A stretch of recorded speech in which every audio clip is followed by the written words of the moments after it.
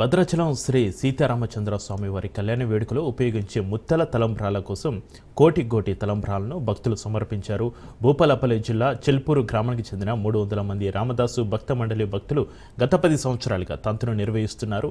రామనామ స్మరణతో కోటితో ఒలిచిన ఒట్లను రామనామ మట్టి కొండలో నింపుకొని కోటి తలంబ్రాలుగా ప్రత్యేక పూజలు నిర్వహించారు. అనంతరం స్వామివారి సన్నిధిలో అందజేయగా అర్చకులు ప్రత్యేక పూజలు నిర్వహించి వాటిని ముత్తెల తలంబ్రాల తయారులో కలుపనున్నారు.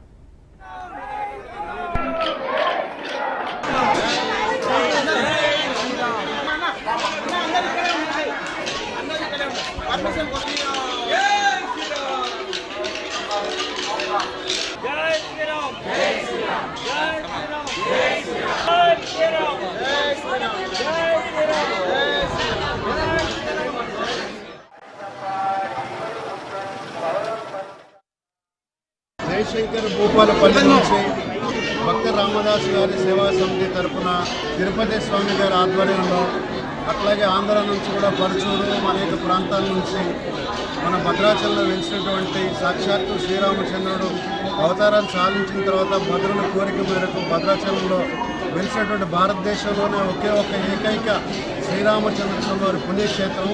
తర్వాత భారతదేశం మొత్తం కూడా ప్రపంచం మొత్తం మీద సీతారాముల కళ్యాణం జరిగే పుణ్యక్షేత్రం కూడా భద్రాచలం మాత్రమే.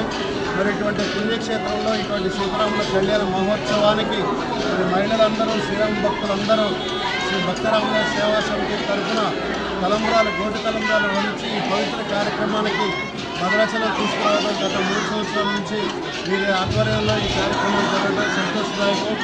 మాకు కూడా, మా దంపతులకు కూడా, అందరికీ పాల్గొన్న వారందరికీ, చూసిన వారందరికీ కూడా పూర్వజన్మ సుకృతంగా భావిస్తూ శ్రీ రామచంద్ర మహాప్రభు యొక్క దివ్యాశిస్సులు ప్రతి ఒక్కరికి కలగాలని